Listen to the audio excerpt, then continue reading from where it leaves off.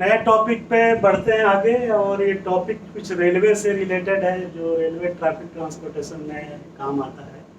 और ये सबसे बड़ी बात है कि आपके लिए ज़्यादा उपयोगी है, क्योंकि आपको पता होना चाहिए कि रेलवे सिस्टम कैसे काम करता है। या आपके दैनिक जीवन में जब आप ट्रेन से चलते हैं तब भी ध्यान देने वाली चीज़ है, जानने वाली चीज़ है, उससे आपको ही फायदा है।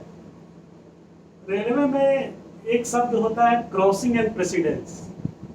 बड़ा सिंपल है, क्रॉसिंग में तो दो गाड़ियों की क्रॉसिंग, और प्रेसिडेंस में से एक गाड़ी को रोक करके दूसरी गाड़ी जो पीछे से आ रही है उसको आगे बढ़ा देना, दैट इज प्रेसिडेंस।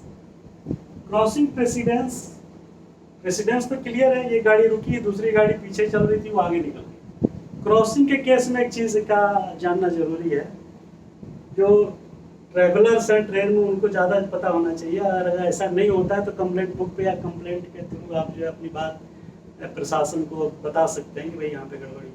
रूल बड़ा क्लियर है कि जब भी क्रॉसिंग होगा किसी स्टेशन पे, तो जो पहले जो गाड़ी आएगी, जो पहले गाड़ी, दोनों गाड़ी अगर रुकने वाली हो, दोनों डायरेक्शन से आ रही है, दोनों रुकने वाली हो, तो पहली फर्स्ट ट्रेन जो आएगी वो हमेशा प्लेटफॉर्म लाइन पर आनी चाहिए। आज भी कहीं कहीं सिंगल प्लेटफॉर्म है, दूसरा प्लेटफॉर्म लो लैंड है, रेल लेवल है। तो रूल बड़ा क्लियर है, पहली गाड़ी प्लेटफॉर्म लाइन पर आएगी, इसलिए आएगी ताकि दूसरी गाड़ी, अगर पहली गाड़ी नॉन प्लेटफॉर्म पे आ गई और दूसरी प्लेटफॉर्म पे आ रही है, तो दूसरी जो पहली जो नॉन प्लेटफॉर्म पे आएगी उसके पैसेंजर उतर के प्लेटफॉर्म पे लाइन पार करके क्रॉस कर रहे होंगे, और उसी में प्लेटफॉर्म पे गाड़ी आ रही होगी उस लाइन पे, तो हादसा होने की संभावना पूरी पूरी बनती है। तो रूल बड़ा क्लियर है कि पहली गाड़ी जो भी स्टेशन पे आके रुकेगी वो प्लेटफॉर्म लाइन पे आएगी, बातें सीधी।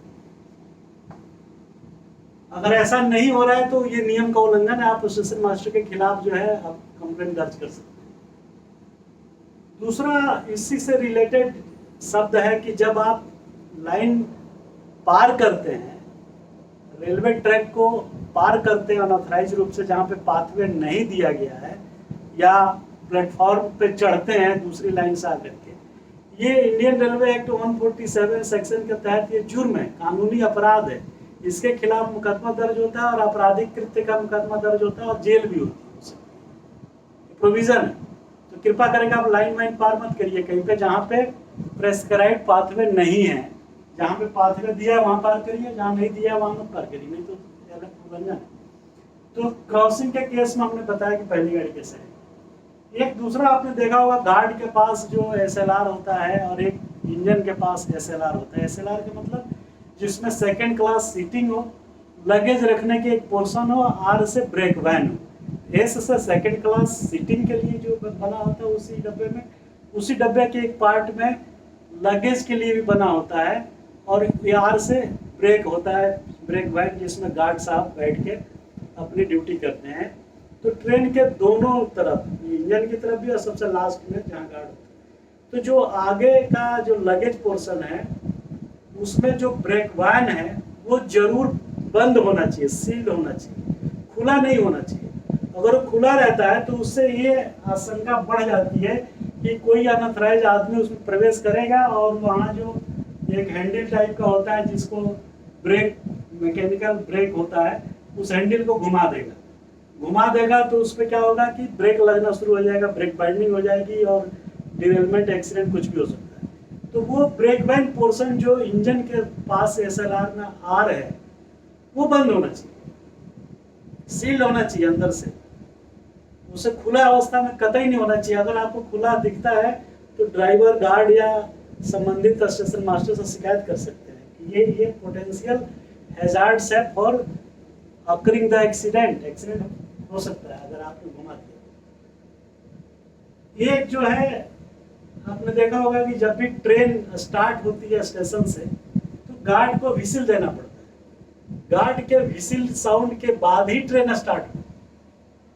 और व्हिसिल इस बात का संकेत है पैसेंजरों के लिए कि सब कुछ ठीक है, सब लोग बैठ चुके हैं, कोई आदमी चढ़ उतर नहीं रहा है, अभी मैं फाइनल सर्टेन कर लिया हूं और मैं व्हिसिल दे रहा हूं, गाड़ी स्टार्ट करिए। डिस्पाइट ऑफ दैट कि अगर कोई चढ़ उतर रहा होगा तो उसको इंश्योर करना कि उसको चोट न लगे, गार्ड की जिम्मेदारी, चाहे गाड़ी रोकनी पड़े चाहे जो कुछ करना। तो विसिल साउंड अगर आपने स्टेशन प्लेटफॉर्म पे सुन लिया तो कृपा करके आप जो ट्रेन के अंदर हो जाए, गार्ड ने विसिल दे दिया मतलब गाड़ी स्टार्ट हो। एक होता है फॉलिंग मार्क, जब गाड़ी खड़ी होती है तो आपने पिछला डब्बा देखा होगा, वहां जो एक लाइन से अगर गई और ये दूसरी लाइन निकली और इस लाइन पे गाड़ी खड़ी है, तो ये दो लाइनों के बीच में, इस लाइन और इस लाइन के बीच में जो एक क्रॉस ओवर है और ये लाइन है ऐसे, तो यहाँ पे एक FM लिखा हुआ है जिसको बोलते हैं फॉलिंग मार्क, यहाँ लगा होता है एक इस टाइप का रेक्टेंगुलर शेप का, और इस पे FM लिखा रहता है। तो जहाँ भी लगा होगा, यहाँ पे लगा होता है जनरली, जहाँ भी लगा होगा उसका मतलब कि उसके अंदर ही गाड़ी का लास्ट व्हीकल होना चाहिए। अगर लास्ट व्हीकल उस फॉलिंग मार्क के बाहर है तो गड़बड़ है।